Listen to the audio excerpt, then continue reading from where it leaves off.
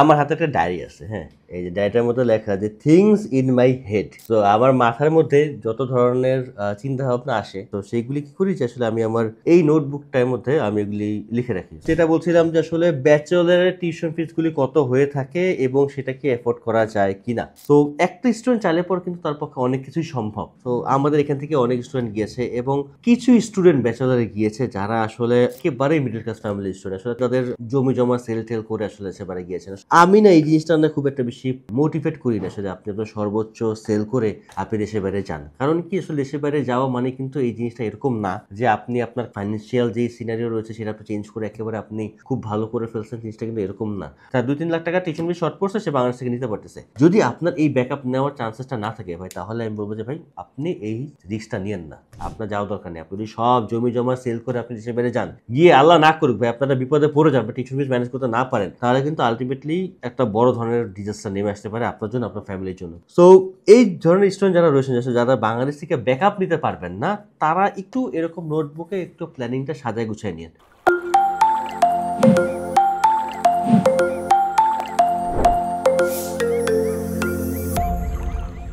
আমার হাতে একটা ডায়েরি আছে, হ্যাঁ। এই যে ডায়েরিটার মধ্যে লেখা যে থিংস ইন মাই হেড। তো আমার মাথার মধ্যে যত ধরনের চিন্তা ভাবনা আসে বা সারাদিন আসলে তো অনেক স্ক্রিপ্ট নিয়ে কথা বলি বা স্ক্রিপ্ট নিয়ে চিন্তা করি বা অনেক কিছু নিয়ে থিঙ্কিং করি, অনেক হিসাব নিকাশ থাকে, অনেক ইউনিভার্সিটি ইনফরমেশন থাকে। তো সেইগুলি কি করি যে আসলে আমি আমার এই নোটবুকটার মধ্যে আমি এগুলি লিখে রাখি। তো এই নোটবুকটা আমাকে গিফট করছে কিন্তু আমার ফ্রেন্ড সাকিব, আহমেদ সাকিব।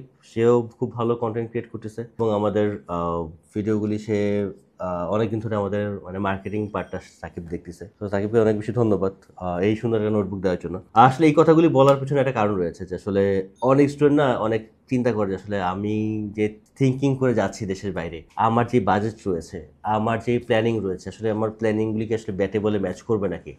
সো এই ব্যাটে বলে ম্যাচ করবে নাকি এর জন্য কি আপনাকে কি করতে হয় যে একটা লিখিত প্ল্যান করতে হয়। জাস্ট খালি আপনি মাথার মধ্যে রেখে দিচ্ছেন বাট সেটা কোনো লিখিত কোনো ইমপ্লিমেন্টেশন নাই, তাহলে কি হয় যে আপনার আলটিমেটলি সেই প্ল্যানিংয়ের আসলে সুন্দর কোনো আউটকাম আসে না। স্যার ভালো একটা আউটকাম আসার জন্য কি করতে আপনাকে একটা লিখিত প্ল্যানিং করতে হয়। সো একটা স্টুডেন্ট চাইলে পর কিন্তু তার পক্ষে অনেক কিছুই সম্ভব। তার টিউশন ফিস ম্যানেজ করা থেকে শুরু করে তার অ্যাকোমোডেশন, তার প্লাস লিভিং কস্ট সব কিছুই কিন্তু একটা স্টুডেন্ট যখন দেশের বাইরে যায় তার পক্ষে ম্যানেজ করা সম্ভব।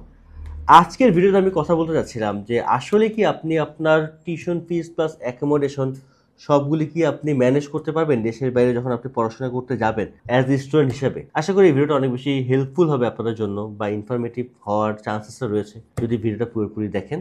এবং আমার কথার মধ্যে কিন্তু বেশ কিছু লজিক থাকবে, যদি লজিকগুলো আপনার সাথে ম্যাচ করে আপনি কিন্তু কমেন্টে জানাতে পারেন। যদি আমার লজিকের সাথে যদি আপনার লজিক না ম্যাচ করে সেটা কিন্তু আপনি কমেন্টে জানাতে পারেন। কারণ আমি দেশের মধ্যে পড়াশোনা করেছি, আমি দেশের বাইরে পড়াশোনা করিনি। সো আমি প্র্যাকটিক্যালি অনেক জিনিস যে জানবো এরকম না। আমার থেকে আপনারা যারা দেশের বাইরে পড়াশোনা করতেছেন আমার থেকে আরো ভালো আপনারা জানেন। সো আমার থেকে যদি ভালো আপনারা জানেন সেই জিনিসটা আসলে অডিয়েন্সকে জানান, যারা জানতে চাচ্ছে তাদেরকে জানান। তো জানানোর একটা সহজ উপায় কিন্তু আপনি আপনার কমেন্ট বক্সে জানাতে পারেন। সো আসলে কমেন্টে আমাকে গালিগালি করে লাভ নেই, কারণ আমি কিন্তু সবসময় কিন্তু আমি আমার সহজ সরল স্বীকারোক্তি দিয়ে থাকি যে আসলে ভাই আমি বাংলাদেশে থাকি, আমার সাথে আমাদের স্টুডেন্ট যতটুকু কমিউনিকেশন হয় তাদের কথাবার্তা শুনে, তাদের এক্সপিরিয়েন্স শুনে আমি আপনাদেরকে চেষ্টা করি জানানোর জন্য। ভুল হতেই পারে, যারা দেশের বাইরে থেকে অনেকে অনেক ব্লগ বানাচ্ছেন তারাও আসলে আমি অনেক সময় দেখি যে তারা অনেক হাবিজাবি ইনফরমেশন দেন। আসলে তারা কেন এই ধরনের হাবিজাবি ইনফরমেশন দেন আমি জানি না, বাট আমি তো আসলে দেশের মধ্যে থেকে আপনাদের জন্য বিভিন্ন ইনফরমেটিভ ভিডিও বানাই। সো আমার ভুল হতেই পারে ভাই, স্বাভাবিক, আমি তো ফেরেশতা না যা ভুল হবে না। সো ভুল হলে পর আপনারা জানাই দিন যে আসলে এই প্রবলেম রয়েছে, এই জিনিস রয়েছে, বাট এইভাবে টিউশন ফিস ম্যানেজ করা যেতে পারে বা এই ম্যানেজ করা যায়ই না। তো আপনারা কিন্তু জানাতে পারেন এই জিনিসগুলি কমেন্টের মাধ্যমে। এবং আপনারা যারা আমাদের চ্যানেলটা রেগুলার দেখছেন অনেক বেশি ধন্যবাদ, কারণ আপনাদের এই সাপোর্টের জন্য আসলে আমাদের চ্যানেলটা আস্তে আস্তে গ্রো করছে। সো 28% অডিয়েন্স যারা রয়েছেন তারা কিন্তু আমাদের চ্যানেলটা সাবস্ক্রাইব করছেন, 72% এখনো সাবস্ক্রাইব করেননি। সো প্লিজ এত কিপটামি করেন না, একটু কিপটামি না করে প্লিজ চ্যানেলটা একটু সাবস্ক্রাইব করে দেন, অনেক বেশি মোটিভেটেড হবো নেক্সট ভিডিও বানানোর জন্য। সো যেটা বলছিলাম যে আসলে ব্যাচেলরের টিউশন ফিসগুলি কত হয়ে থাকে এবং সেটা কি এফোর্ড করা যায় কিনা। ব্যাচেলর টিউশন ফিসগুলি মোটামুটি ইউকেতে আফটার স্কলারশিপ 13,500 পাউন্ড থেকে শুরু করে মোটামুটি 14, 15, 16, 18, 20, 22 পর্যন্ত হয়ে থাকে ইউনিভার্সিটি র্যাঙ্কিং অনুযায়ী, ইউনিভার্সিটি লোকেশন অনুযায়ী। যদি আপনি লন্ডনের মধ্যে আপনি আপনার ইউনিভার্সিটিটা হয়, সেক্ষেত্রে মোটামুটি একটু ভালো ইউনিভার্সিটি যদি যেতে চান, আপনার টিউশন ফিসটা আসবে কিন্তু মিনিমাম 14,500 পাউন্ড থেকে শুরু করে অন অ্যাবভ মোটামুটি 14,900 পাউন্ড থেকে 15,000, 15,500 পাউন্ড পর্যন্ত আপনাকে ইয়ারলি বাজেট রাখতে হবে। তো সেটা 3 বছর যদি হয় মোটামুটি আপনার 45,000 পাউন্ডের মতো আপনার খরচা অবশ্যই রয়েছে। লন্ডনের বাইরে যদি হয় সেটা হতে পারে মোটামুটি 39 থেকে 40,000 পাউন্ডের মতো। সো এই 40,000 পাউন্ড আপনাকে পেমেন্ট করতে পারবেন, ক্লিয়ার করতে পারবেন। আমার কাছে একটু রিকোয়েস্ট করবো ব্যাচেলার স্টুডেন্টের জন্য, আসলে ব্যাচেলার স্টুডেন্ট অনেকে যেতে চান। তো আমাদের এখান থেকে অনেক স্টুডেন্ট গিয়েছে এবং কিছু স্টুডেন্ট ব্যাচেলারে গিয়েছে যারা আসলে নিতান্তই মিডল ক্লাস ফ্যামিলি স্টুডেন্ট। নিতান্ত বলতে কি একেবারেই মিডল ক্লাস ফ্যামিলি স্টুডেন্ট। আসলে তারা মোটামুটি তাদের জমি জমা সেল টেল করে আসলে সেবারে গিয়েছেন। আসলে আমি না এই জিনিসটা না খুব একটা বেশি মোটিভেট করি না। আসলে আপনি আপনার সর্বোচ্চ সেল করে আপনি দেশের বাইরে যান। কারণ কি আসলে দেশের বাইরে যাওয়া মানে কিন্তু এই জিনিসটা এরকম না যে আপনি আপনার ক্যারিয়ার ফুলি চেঞ্জ করে ফেলছেন, আপনি আপনার ফাইন্যান্সিয়াল যে সিনারিও রয়েছে সেটা আপনি চেঞ্জ করে একেবারে আপনি খুব ভালো করে ফেলছেন। জিনিসটা কিন্তু এরকম না। সবারই কপাল কিন্তু সালমানের মতো হয় না। আমার একটা ফ্রেন্ড আছে সালমান, যে ইউনিভার্সিটি অফ চেস্টারে গিয়ে সে আসলে মানে ম্যাসিভ আকারে সে ইনকাম করে তার কোর্সও কমপ্লিট করছে, পাশাপাশি তার ইনকাম করে একেবারে মানে উঁচাই অবস্থা। তো আসলে সবাই সালমান হইতে পারে না, আবার যে সবাই যে খারাপ করবে জিনিসটা এরকমও না। সো আপনি আপনার লেভেল বুঝেন, আপনি আপনার ফাইন্যান্সিয়াল ব্যাকগ্রাউন্ড বুঝেন, যে আল্লাহ না করুক। এবং আর একটা স্টুডেন্ট আমাদের গেছে যে আসলে যে স্টুডেন্টরা যাওয়ার উইদিন 2 মান্থসের মধ্যে সে কাবাব মেশিনের মধ্যে আঙ্গুলটা ঢুকে আঙ্গুলটা কেটে ফেলাই দিছে, সে 3 মাস 4 মাসে কাজ করতে পারে না। সো 3-4 মাস যদি একটা স্টুডেন্ট যদি ইউকের মতো জায়গাতে গিয়ে কাজ না করতে পারে, দেন তার living cost plus tuition fees সে কোথেকে ম্যানেজ করবে? যদি তার বাংলাদেশ থেকে ব্যাকআপ নিতে পারবে না, সে যদি এরকম সিনারিও হয় তাহলে তার জন্য খুবই প্রবলেমেটিক একটা সিনারিও। সো এই ধরনের স্টুডেন্ট যারা রয়েছেন, যারা বাংলাদেশ থেকে ব্যাকআপ নিতে পারবেন না, তারা একটু এরকম নোটবুকে একটু প্ল্যানিংটা সাজায় গুছায় নিন আপনার জন্য যাওয়াটা আসলে উচিত নাকি উচিত না। সো ইউকেতে গিয়ে টিউশন ফিস ম্যানেজ করে পড়াশোনা করা যায়, but man to man vary করে, লোকেশন টু লোকেশন ভ্যারি করে। আপনি আপনার সময়টাকে কতটুকু ইউটিলাইজ করতে পারতেছেন তার উপর ডিপেন্ড করে। অনেক স্টুডেন্ট ভাই, আমার নিজের আপন কাজিন, সে তার টিউশন ফিস সে ব্যাচেলারে পড়াশোনা করে, সে ইউনিভার্সিটি অফ সাউথ ওয়েলসে পড়াশোনা করতেছে, সে তার টিউশন ফিস প্লাস অ্যাকোমোডেশন সে সবকিছু তারটা সে ম্যানেজ করে ফেলতে পারতেছে। সে কিভাবে ম্যানেজ করে? সে ম্যানেজ করে এইভাবে, সে তার যে সামার ভ্যাকেশন যেটা থাকে সামারে, এবং সে কোনো ইলিগাল কাজ করে না। সে মানে ইলিগাল বলতে কি, সে কোনো ক্যাশ ইন হ্যান্ডে কাজ করে না। সে ক্যাশ ইন হ্যান্ডে কাজ না করে জাস্ট খালি এনআই, দ্যাট মিনস কি ন্যাশনাল ইন্স্যুরেন্সের যে কাজগুলি রয়েছে, যেটা আপনি লিগালি উইকলি যেটা 20 আওয়ার্স করে, যেটা জাস্ট খালি সে এই কাজগুলি করে, প্লাস সে যখন সামার ভ্যাকেশন থাকে, যখন তার ক্রিসমাস থাকে, যখন তার স্টার সানডে ভ্যাকেশন থাকে, এই ভ্যাকেশনগুলিতে সে ফুল টাইম কাজ করে, প্লাস তার যখন ক্লাস থাকে তখন সে পার্ট টাইম কাজ করে, সেটা ফুল টিউশন ফি সে ম্যানেজ করে ফেলতে পারতেছে। বলেন এখন সে কিভাবে ম্যানেজ করতে পারতেছে? সে ম্যানেজ করে পারতেছে কি, যখন তার সামার ভ্যাকেশন থাকে ফুল টাইম, সেটা একেবারে চোখ বন্ধ করে সে মনে হয় যে মানে 4 থেকে 5 ঘন্টা সে ঘুমায়, বাকি সে 17 থেকে 18-20 ঘন্টা সে কাজ করে ভাই। আর আপনি যদি মনে করেন যে হ্যাঁ আপনি সেই কাজটা করতে পারবেন, তাহলে ভাই আপনি আপনার full tuition fees plus accommodation manage করতে পারবেন। সে এই 3 মাস সে মোটামুটি কাজ করে 10,000 থেকে 12,000 পাউন্ড পর্যন্ত সে ইনকাম করে ফেলে ভাই। 10,000 12,000 পাউন্ড যখন সে ইনকাম করে ফেলে, তার তো টিউশন ফিস মাত্র 13,000 পাউন্ড। সে যখন ইউনিভার্সিটি অফ সাউথ ওয়েলসে গেছে, তার টিউশন ফিস ছিল মাত্র আফটার স্কলারশিপ 13,000 পাউন্ড। সে যখন 12,000 পাউন্ড সে 3 মাসে সে ইনকাম করে ফেলছে, তার হাতে তো এখনো ক্রিসমাসের সময় বাকি আছে, তার হাতে তার এখনো স্টার সানডে ভ্যাকেশন বাকি আছে, তার হাতে তো এখনো সে উইকলি 20 ঘন্টা করে মান্থলি যে 80 আওয়ার্স এখন তো বাকি আছে ভাই। সে তো সামারের সময় তো তার তো 80% 90% সে টিউশন ফিস ম্যানেজ করে ফেলছে। তাহলে আপনি যদি বলেন যে ভাই ইউকেতে গিয়ে টিউশন ফিস দেওয়া পসিবল না ইনকাম করে, ভাই আমি কিভাবে মানবো? কারণ আমি তো আমার ঘরের মানুষই দেখতে পাচ্ছি সে ইনকাম করে দিতে পারতেছে। আমি তো গালগপ্প করি না ভাই। আমার আসলে আপনার সাথে মিথ্যা কথা বলে আপনারা ভাই খালি আপনারা মিথ্যা কথা বলে আপনারা বিদেশ পাঠানো ভাই আমার লক্ষ্য না। কারণ আপনি যাওয়ার পরে সিনারিও দেখতে পারবেন, দেখতে পারার পরে আপনি বলতে পারবেন যে ভাই আসলে এটা পসিবল, আপনি এটা পসিবল না। আবার সে কি সবসময় কি পাঠিয়েছে? সে সবসময় পাঠিয়েছে না ভাই। কারণ সামারের সময় টানা 3 মাস আপনি ফুল টাইম কাজ করবেন ভাই। আপনি তো মানুষ, আপনার রোবট না।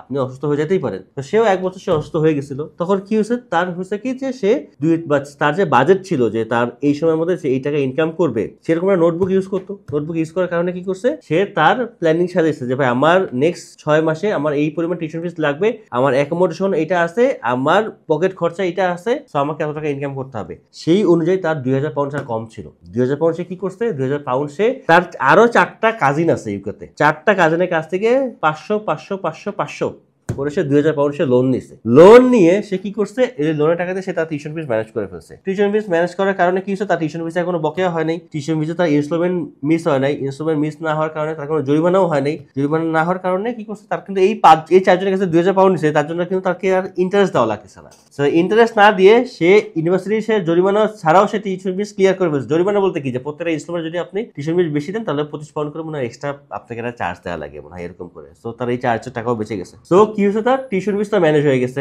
এবং সে যে 2000 পাউন্ড সে কম ইনকাম করছে, এই 2000 পাউন্ড সে আবার ইনকাম করছে কোন সময়, সামারের সময় ইনকাম করতে পারে নাই, সে ক্রিসমাসের সময় সে ইনকাম করে ফেলছে, সে এক্সট্রা সানডের সময় সে এক্সট্রা ইনকাম করে ফেলছে। তার ক্লাসও সে ঠিক মতো করছে, সে কিন্তু কোনো বাড়তি কাজও করে নাই, সে তার হলো গিয়েছে ক্যাশ ইন হ্যান্ডে কাজ করা লাগে নাই, তার কিন্তু এনআই ক্লিয়ার আছে, তার কিন্তু ভবিষ্যতে কোনো ঝামেলাও নাই। বাট সবাই যে ভাই এই 3 মাস এই পরিশ্রম করতে পারবেন, এই বন্ধের সময় ফুল টাইম পরিশ্রম করতে পারবেন, এবং আপনি অতখানি যে স্কিল হয়ে যে আপনি উইকলি 20 ঘন্টার যে আপনি স্লট পূরণ করতে পারবেন, এরকম না।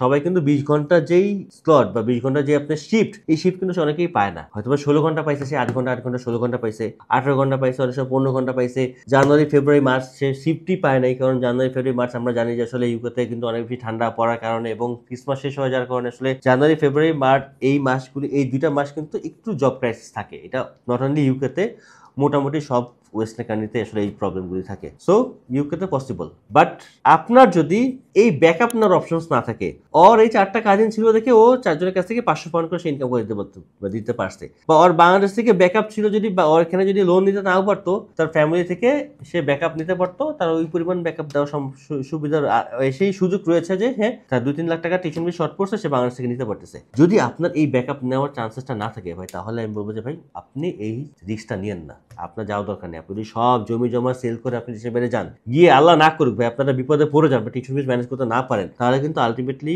একটা বড় ধরনের ডিজাস্টার নেমে আসতে পারে আপনার জন্য, আপনার ফ্যামিলির জন্য। কারণ আপনি এই সময় মানে ফ্রাস্ট্রেশনে যে আপনি কি করবেন, টিউশন ফিস দিতে পারতেছেন না, আপনার কি বলে ইউনিভার্সিটি থেকে আপনাকে বারবার মেল করতেছে, আপনার রেভিনিউ থেকে আপনাকে মেল করতেছে, আপনাকে ইউনিভার্সিটি ফাইন্যান্স ডিপার্টমেন্ট থেকে আপনাকে মেল করতেছে, তুমি টিউশন ফিস দাও না, তোমার আইডি ব্লক করে দিব, তোমার হ্যান্ড করে দিব, ত্যান করে দিব, তোমার ক্যাশ তারা উইথড্র করে নিব। ওইদিকে আপনি পড়াশোনা মনোযোগ দিতে পারতেছেন না, এদিকে আপনি চাকরি খুঁজে পাইতেছেন না, আর বাংলাদেশ থেকে টাকা নেওয়ার ব্যাকআপ নাই, এদিকে আবার বাংলাদেশ থেকে আপনাকে উপর ডিপেন্ড করে আছে যে আপনি যদি পারেন যে আপনি 5,000-10,000 টাকা আপনি দেশের মধ্যে পাঠাবেন। সো এত যদি টেনশন নিয়ে যদি আপনি দেশে বাইরে যান, আমি বলবো ভাই এই থিঙ্কিং এখন স্টপ করেন। আপনি মাস্টার্সের জন্য যান, ব্যাচেলরের জন্য আপনার যাওয়ার দরকার নেই। মাস্টার্সে গেলে ভাই খুব বেশি পসিবল আপনার টিউশন ফিসটা ম্যানেজ করে ফেলা, কারণ কি আমি আমাদের এখান থেকে যেসব স্টুডেন্টরা মাস্টার্সের জন্য গিয়েছে ইউকেতে, ম্যাক্সিমাম ভাই নিজেরটা নিজেই ম্যানেজ করতে পারছে। যারা স্পাউস সহ গেছে একটা সময় 2023-এর নভেম্বর ডিসেম্বর পর্যন্ত কিন্তু স্পাউস সহ ইউকেতে যাওয়া গেছে মাস্টার্সে, তো তাদের জন্য তো ভাই আসলে একেবারে সোনায় সোহাগা ছিল, একেবারে ইজিলি তারা টিউশন ফিস ম্যানেজ করে ফেলতে পারছে। তারা কিন্তু মোটামুটি 50% দিয়ে গেছে, বাকি 50% তারা কিন্তু ওইখানে গিয়ে আর্ন করে দিতে পারছে। যারা মোর দেন 50% দিয়ে গেছে তারা তো আরো রিল্যাক্সে টিউশন ফিস দিতে পারছে, কারণ কি একজনের টাকা দিয়ে টিউশন ফিস দিতে, আর একজনের টাকা তারা জমাইছে। তো মোটামুটি তারা কিন্তু খুব সুন্দর করে চলে গেছে দিনগুলি। যারা এমনি সিঙ্গেল, যারা মাস্টার্সের জন্য যেতে চান, তারা কিন্তু ইজিলি দিতে পারবেন, কারণ যদি মোটামুটি মোর দেন 50% বাংলাদেশ থেকে দিয়ে যান, আর যদি এই ভ্যাকেশনগুলি যদি আপনারা কাজে লাগান, summer plus star Sunday plus Christmas, এবং এনআই জব যেটা 20 আওয়ার্স করে মান্থলি 80 আওয়ার্স রয়েছে, এটা যদি আপনারা ইউটিলাইজ করতে পারেন ভাই, খুব বেশি সম্ভব, কারণ মাত্র 1 বছরের কোর্স 50% থেকে 70% অলরেডি বাংলাদেশ থেকে দিয়ে গেছেন। বাকিটা ভাই আপনি হেসে খেলে দিতে পারবেন যদি আপনি অ্যাক্টিভলি কাজ করেন। আর যদি ভাই কাজ না করেন, সারাদিন বাসায় বসে থাকেন, ঘুমান, তাহলে ভাই আসলে এখানে বসে কিছু করতে পারবেন না, এখানে গিয়ে কিছু করতে পারবেন না। সো অ্যাক্টিভ থাকলে পরে দেশে বসে কিছু করা সম্ভব, বিদেশে গিয়ে অনেক কিছু করা সম্ভব। তো আশা করি আমি জিনিসটা ক্লিয়ার করতে পারছি। যদি আপনারা যদি মনে করেন যে না, আমার ইনফরমেশনের মধ্যে অনেক গ্যাপ ছিল বা আমি এই জিনিসগুলো নিয়ে কথা বলতে পারতাম, অবশ্যই আপনারা আপনার কমেন্ট বক্সে জানিয়ে দেন। জানিয়ে দিলে পর কি হবে, আপনার জন্য সহজ হয়ে যাবে, অন্যান্য স্টুডেন্টের জন্য সহজ হয়ে যাবে ইনফরমেশনটা পাওয়ার জন্য। তো থ্যাংক ইউ সো মাচ।